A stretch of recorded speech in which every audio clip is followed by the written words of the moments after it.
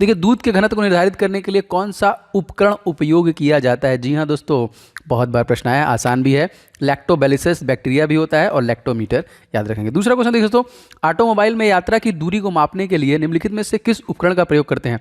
दोस्तों इसमें ओडोमीटर का प्रयोग करते हैं ना, पहियों द्वारा चली गई दूरी किससे मापते हैं? तो ओडोमीटर से। तीसरा क्वेश्चन देखिए, अल्फांसो किस फल का किस्म है? अल्फांसो दोस्तों आम का है और इसको जीआई टैग भी दिया गया था। कौन से राज्य में दोस्तों? तो महाराष्ट्र में दोस्तों इसको जीआई टैग भी दिया गया था। चौथा क्वेश्चन देखिए, निम्नलिखित में से कौन से जानवरों के नेत्र बहुत ही साधारण होते हैं? वास्तव में रोशनी को पहचानने वाली केवल नेत्र बिंदु होती है दोस्तों। तो यहाँ पे इंपॉर्टेंट क्वेश्चन है दोस्तों, ये हो जाएगा प्लेनेरिया, जो पहचानने वाला होता है उसको बोलते हैं प्लेनेरिया। क्वेश्चन नंबर 5वां दोस्तों, हमसे पूछा था, इस प्रकार से प्रश्न पूछा था कि डैश को एक अपसारी दर्पण कहते हैं। उत्तम जो दर्पण होता है, उत्तल दर्पण होता है, इसको अपसारी दर्पण भी कहते हैं। यह प्रश्न हमसे पूछा गया था। निम्नलिखित में से कौन सा एक अतिसूक्ष्म उष्माक्षेपी है? तो जल में सल्फ्यूरिक अम्ल को घोलना। मतलब ऐसे ऐसे प्रश्न बनते हैं, आपको ऑप्शन है, इसीलिए मैं बोल रहा हूँ पूरा सेशन ध्यान से देखिएगा, बहुत सारा आइडिया लगेगा। साइंस 25 नंबर का है, बहुत निर्णायक है। अब यहाँ पे दोस्तों क्वेश्चन पूछा था कि डैश का संरक्षण एक गंभीर समस्या है, तो एफई लोहा एक तरीके से कह लीजिए। यहाँ पे क्वेश्चन दोस्तों देख लेते हैं कि गुरुत्वीकरण जी डैश पर निर्भर नहीं करती है। जिस तो गिरने वाली वस्तु के द्रव्यमान पर कोई भी निर्भर नहीं करती है। क्वेश्चन है दोस्तों, कैवेलियर स्मिथ ने जीवों को डैश जगत में वर्गीकृत किया था? तो टोटल 6 जगत में जीवों को वर्गीकृत किया था, किसके द्वारा? कैवेलियर स्मिथ के द्वारा। अच्छा, 10वां क्वेश्चन क्या है दोस्तों, इसमें देख लेते हैं। तो बंदूक से चली गोली लक्ष्य के भीतर गहराई से चली जाती है क्योंकि इसमें डैश होती है। क्या होती है? गतिज ऊर्जा होती है। क्या ऐसे ऐसे प्रश्न बन रहे हैं? ओम के नियम के अनुसार डैश स्थिर होता है दोस्तों, तो V डिवाइड बाई I।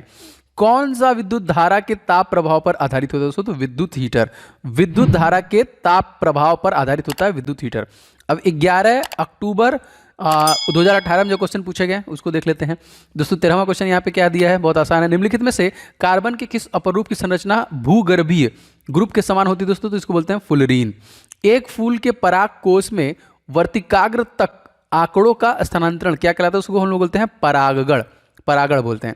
निम्नलिखित में से कौन सा उद्योग जड़ों से खाद्य पदार्थों का परिसंचलन करता है? उद्योग लिखा हुआ है, एक्चुअली कौन है जो? तो यहाँ पे देखिए, जल, जौ से जाइलम। तो जल ले जाने का काम कौन करता है? जाइलम। और फ से फूड होता है और फ से फ्लोएम खाना पहुंचाने का काम करता है यहाँ पे पेड़ पौधों में। निम्नलिखित में से कौन सा नियम विद्युत धारा के ऊष्मीय प्रभाव संबंधित हो? तो जूल का नियम है विद्युत धारा के ऊष्मीय प्रभाव संबंधित। डैश समूह 17 का सबसे कम अभिक्रियाशील मूल्य तत्व है दोस्तों आयोडीन। और आयोडीन की कमी से कौन सा रोग होता है? कमेंट करके आप लोग कमेंट बॉक्स में बताइए।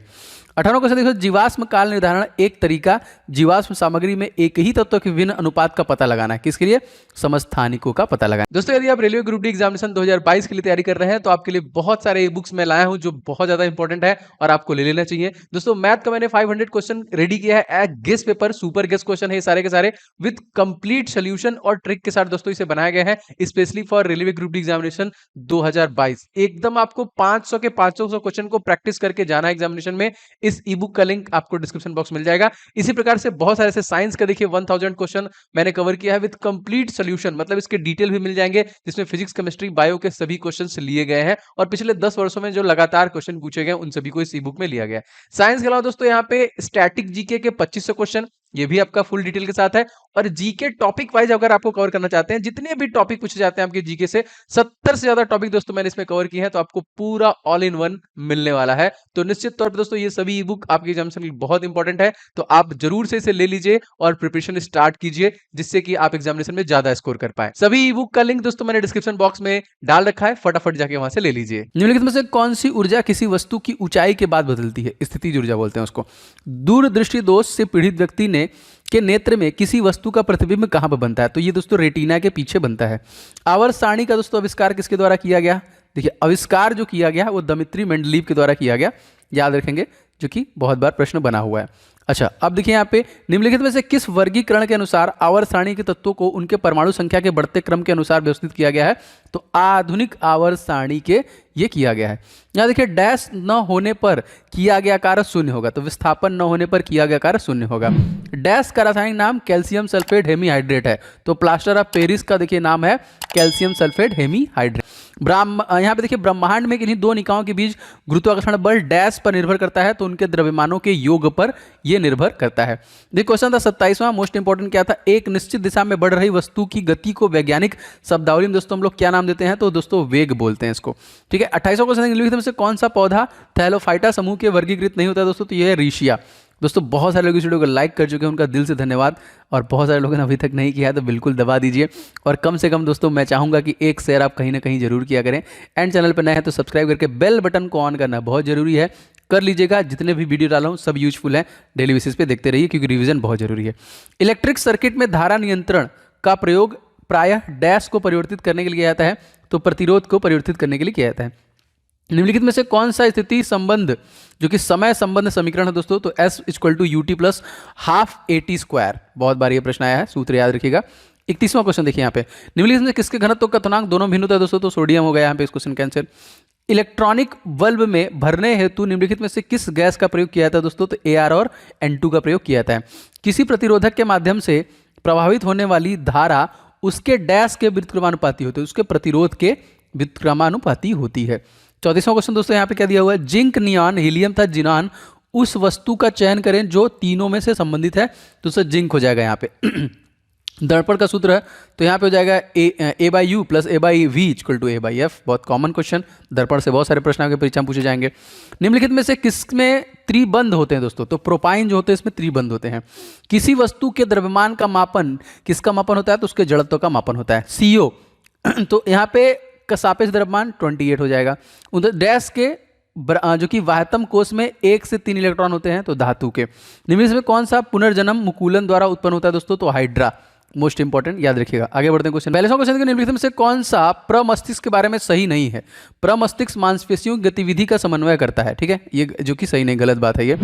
स्टारफिश डैश समूह से संबंधित दोस्तों, तो ये याद रखेंगे, ये है आपका इकाई नोडरमेटा से संबंधित है। मानव नेत्र के रेटिना पर बना प्रतिबिंब दोस्तों कौन सा होता है, वास्तविक और उल्टा। निम्नलिखित में से कौन सा मूल तत्व क्षार धातुओं के वर्ग में से नहीं है दोस्तों, तो कैल्शियम जो होगा इस क्वेश्चन में नहीं हो जाएगा। यदि किसी लवण का pH मान 7 है तो ये pH दोस्तों क्या है, सशक्त अम्ल और दोस्तों सशक्त क्षार। देखिए शुद्ध जल का 7 होता है, बहुत बार प्रश्न आया है। 17वां क्वेश्चन देखिए, ऊर्जा न तो उत्पन्न की जा सकती है और न ही इस पर नष्ट की जा सकती है, लेकिन इसे एक दूसरे से परिवर्तन किया जा सकता है। इसे क्या कहते हैं दोस्तों, इसे ऊर्जा संरक्षण का नियम कहते हैं। किसी तत्व की संयोजकता शक्ति क्या कहलाती है दोस्तों, तो इसको संयोजकता ही बोलते हैं, जो क्षमता होती है उसको। त्वरण का SI मात्रक दोस्तों, तो मीटर प्रति सेकंड स्क्वायर। ऑटोमोबाइल ऑडोमीटर किसका मापन करती है, तो दूरी का मापन करती है, जो लगा रहता है। यदि मौसम बहुत आर्द्र हो तो उसको उत्सर्जित गैस को डैश वाली शुष्क नली के माध्यम से निकाला जाता है, तो CaCl2 वाले नली, शुष्क नली से निकाला जाता है। अभी 11 तारीख के जो अगले शिफ्ट में क्वेश्चन बना साइंस का, वो कौन कौन सा है देख लेते हैं यहाँ पे। 52वां क्वेश्चन देख लीजिए, पीतल के घटक दोस्तों क्या है, तांबा और जस्ता। निम्नलिखित से कौन सा बहु विखंडन प्रदर्शित करता है दोस्तों, तो प्लाज्मोडियम। निम्नलिखित से कौन सा यौगिक डबल बॉन्ड दोस्तों, प्रोपीन हो जाएगा। आयनिक यौगिक के गलनांक और क्वथनांक डैश होते हैं दोस्तों, जो आयनिक यौगिक होता है उसमें जो कि गलनांक क्वथनांक जो होते हैं वो उच्च होते हैं। विद्युत परिपथ में डैश की गति विद्युत धारा बनती है दोस्तों, तो इलेक्ट्रॉन। अमोनिया में देखिए N2 और N2 द्रव्यमानों हमेशा अनुपात क्या रहता है दोस्तों, तो यहाँ पे जो होगा 14:3, इस प्रकार से प्रश्न बना था। यदि कि एक लवण का pH मान 12 हो तो यह किस प्रकार का लक्षण है, दुर्बल अम्ल और प्रबल क्षार होता है। यहाँ पे थ्रस्ट प्रतिदाब के क्षेत्र में दोस्तों क्या कहलाता है, तो यहाँ पे दाब हो जाएगा इस क्वेश्चन का सही आंसर। 60वां क्वेश्चन दोस्तों हमसे क्या पूछा था, किस वर्ग के जानवरों की त्वचा शुष्क और ग्रंथि विहीन होती है दोस्तों, तो सरीसृप होते हैं ये। आधुनिक आवर्त सारणी में डैश आवर्त में धातुओं को शामिल नहीं किया था, तो एक जो कि आवर्त में शामिल नहीं किया जाता है। तरंग लंबाई आमतौर पर ग्रीक लेटर से में दर्शाया जाता है, तो लैम्बडा, जो कि सॉरी याद रखेंगे लैम्बडा में इसको दर्शाते हैं।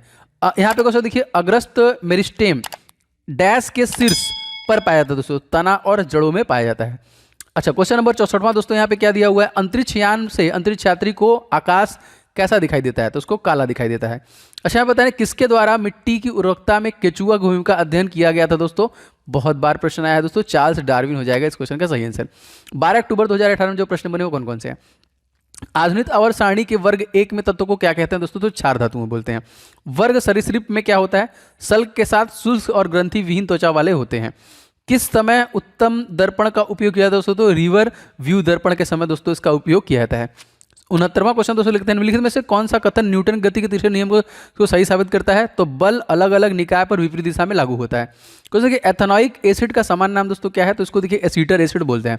ब्रह्मांड की प्रत्येक वस्तु पर एक अन्य वस्तु को एक बल के साथ आकर्षित करती है, जो क्या है दोस्तों, मतलब जो डैश वर्ग के विपरीत अनुपाती है, तो उसके मध्य दूरी के अनुपात जो कि अनुपाती है। यहाँ पे अग्रलिखित 4 सोना, कार्बन, प्लेटिनम और तांबा एक दूसरे से संबंधित है। रिलेटेड क्या है दोस्तों इसमें? तो कार्बन। अच्छा, निम्नलिखित में से कौन सा विकल्प तने और जड़ों के शीर्ष पर पाया दोस्तों? तो शीर्ष विविज्योतक बोलते हैं इसको। यदि किसी लवण का पीएच मान 0 है तो वह क्या है दोस्तों? जी हाँ दोस्तों, तो ये सशक्त एसिड है और कमजोर बेस है इसका। द्रव्यमान और त्वरण के गुणनफल दोस्तों हम लोग क्या कहते हैं? इसको बल कहते हैं।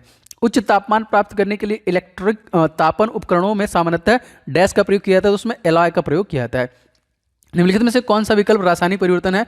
तो दूध का दही में परिवर्तन होना दोस्तों एक प्रकार से रासायनिक परिवर्तन है और लैक्टोबैसिलस नामक बैक्टीरिया से होता है। देखिए यहाँ पे डैश का प्रयोग हवा की शक्ति और वेग मापने के लिए किया जाता है दोस्तों, एनीमोमीटर का।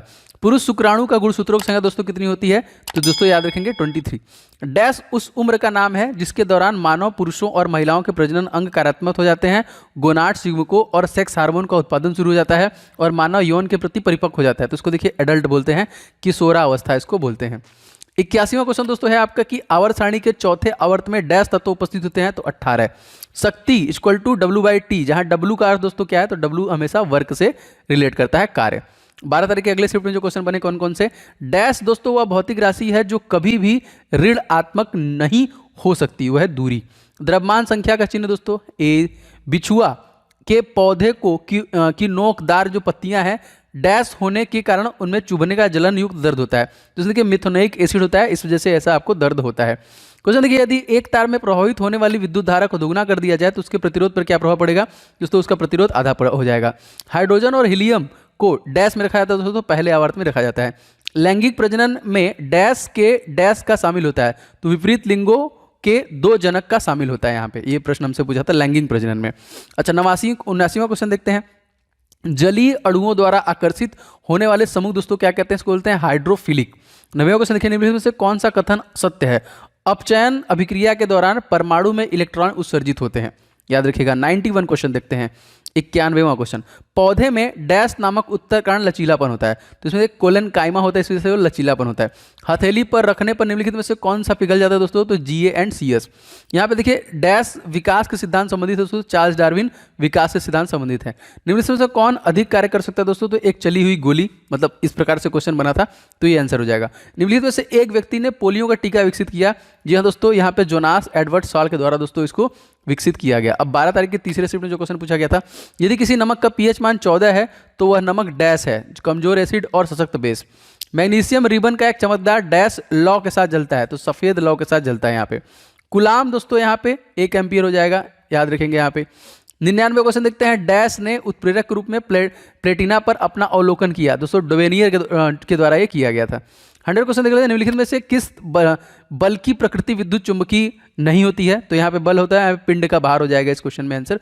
देखिए जो जो प्रश्न पूछे गए हूबहू वही सारे प्रश्न मैं आपके लिए ला रहा हूँ। ये प्रीवियस ईयर क्वेश्चन से आप ये आइडिया लगा लेंगे कि कैसे प्रश्न मिले, एंड बहुत सारे प्रश्न जो रिपीट किए जाएंगे उससे भी आपको फायदा होगा। तो आप कमेंट करके बताइए सीरीज आपको कैसा लग रहा है।